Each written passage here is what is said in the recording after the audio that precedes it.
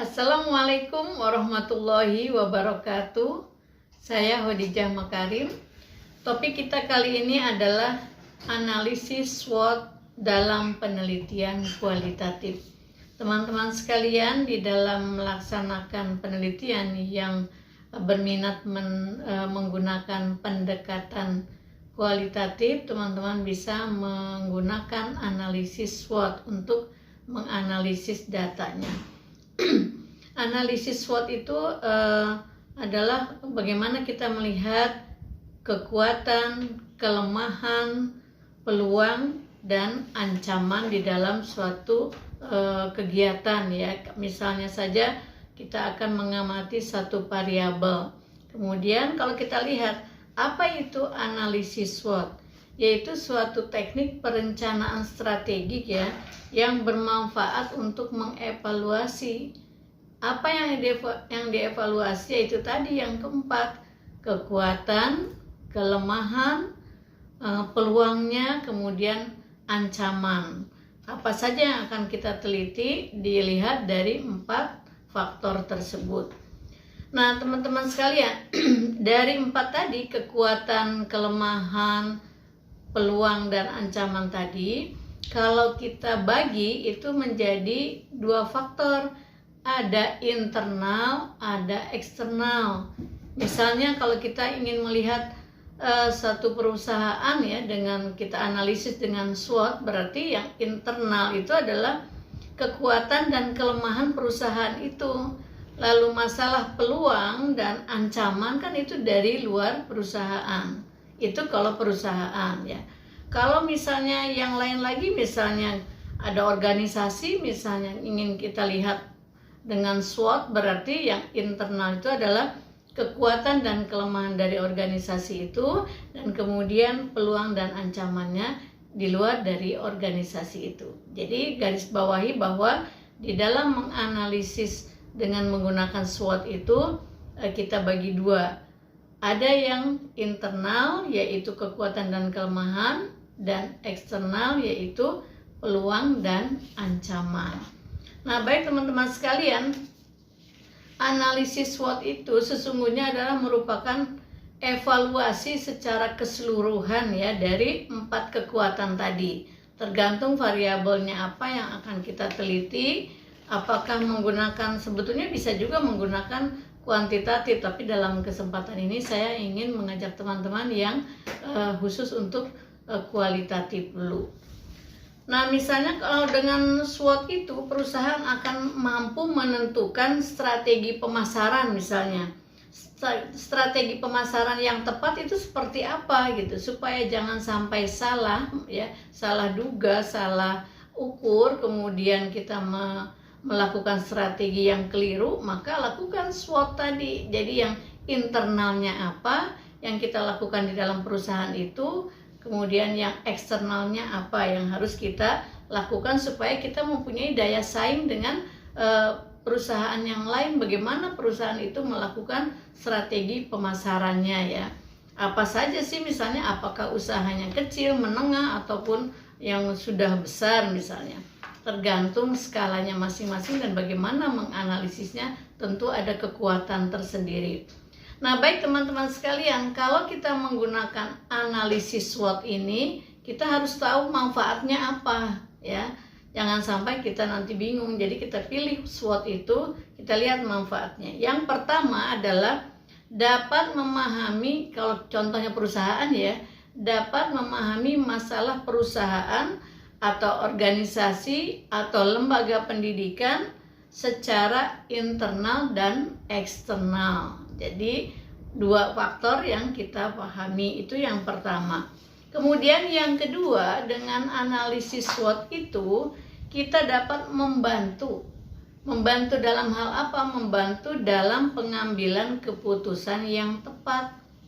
Supaya apa? Supaya kita terhindar dari perkiraan-perkiraan yang berdasarkan observasi sesaat, berdasarkan common sense, ya, yang tidak ilmiah, berdasarkan perasaan kita dan sebagainya, itu terhindar. Jadi manfaat yang kedua adalah dapat membantu dalam proses pengambilan keputusan. Kan udah mantap tuh kita kaji internal dan eksternalnya ya. Kemudian yang ketiga, manfaatnya adalah kita bisa menganalisa data ya.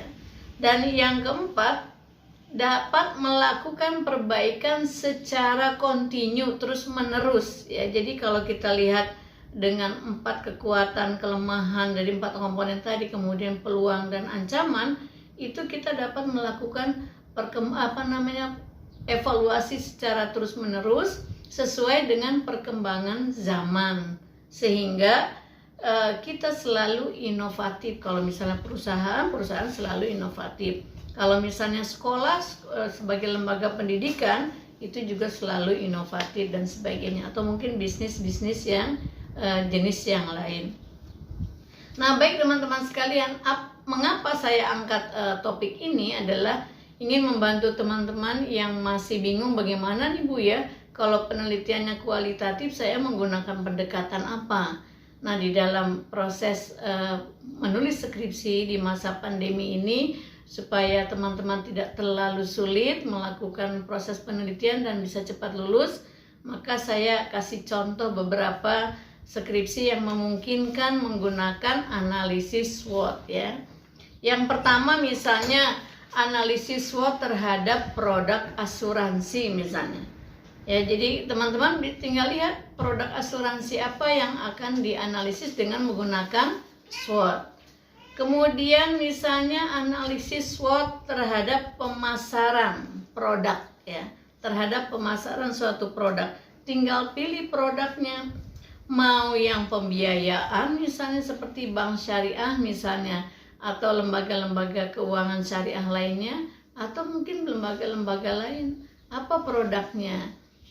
Kemudian bisa juga misalnya kalau ingin melihat SWOT dari pebisnis makanan misalnya ya, atau pebisnis dalam bidang jasa lainnya, analisis SWOT terhadap strategi pemasaran bla bla bla misalnya, apalah dipilih itu ya strateginya. Kemudian yang berikutnya bisa juga analisis SWOT pada usaha menengah ya, misalnya UMKM misalnya, pilih jenisnya UMKM apa di situ jenisnya, lalu teman-teman menganalisis dengan 4 tadi, dengan SWOT tadi.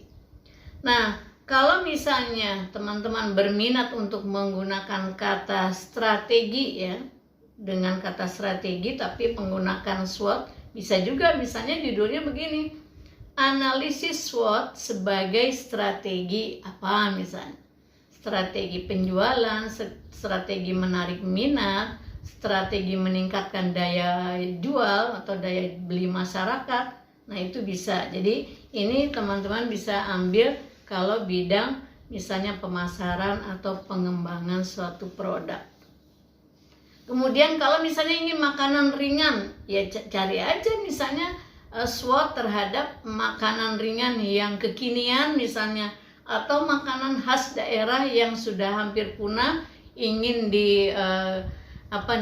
ingin diangkat lagi, dipopulerkan lagi. Lihat dengan analisis SWOT ya. Jadi lihat aja di masing-masing daerah misalnya apa, di tempat tinggal kamu misalnya, mana makanan khas tradisional yang sudah hampir tenggelam, hampir punah, tergeser dengan makanan-makanan kekinian. Diangkat dengan metode tadi, pendekatannya analisis SWOT.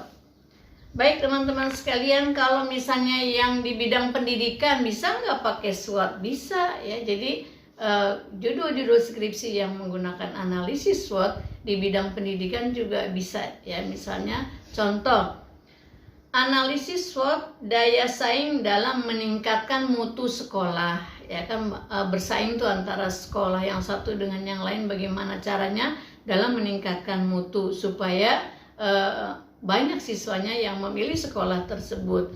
Kemudian dalam manajemen pendidikan juga bisa analisis SWOT manajemen pendidikan di misalnya di mana. Kemudian kebijakan pendidikan juga bisa analisis SWOT kebijakan pendidikan di era pandemi COVID-19. Jadi itulah teman-teman, banyak sekali contoh-contoh yang bisa diambil untuk inspirasi judul skripsi teman-teman yang khususnya berminat di dalam memilih pendekatan kualitatif. Jadi jangan lupa bahwa dengan menggunakan analisis SWOT itu kita punya manfaat, mudah di dalam mengambil keputusan, mudah mengevaluasi internal dan eksternal, kemudian juga mengambil datanya juga mudah, insya Allah bisa cepat selesai, cepat lulus. Demikian teman-teman sekalian, untuk membuat skripsi di era pandemi COVID-19 ini tidak usah dianggap kok jadi sulit gitu ya, kok masa pandemi jadi sulit. Nggak usah, banyak sekali analisa data yang kita tidak harus datang ke lokasi penelitian, cukup misalnya menggunakan berbagai fasilitas elektronik, kemudian fasilitas teknologi, sehingga kita dapat melaksanakan penelitian dengan cepat. Terima kasih, mudah-mudahan ini bermanfaat. Mohon maaf bila ada kekurangan. Assalamualaikum warahmatullahi wabarakatuh.